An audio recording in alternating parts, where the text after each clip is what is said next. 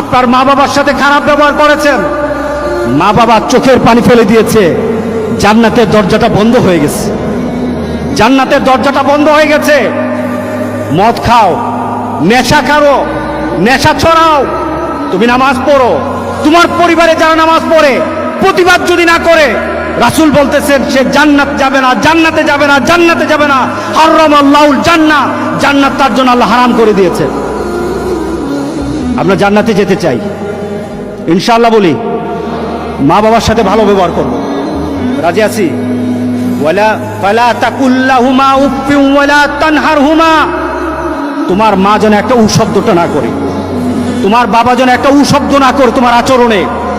বলেছেন আমার আল্লাহ, উল্টা যদি হয় সব আমল বরবাদ। মা বাবার সাথে যদি বেয়াদবি হয়, আজকে গিয়ে মা বাবার সাথে মাপ চাবো। রাজি আছি সবাই?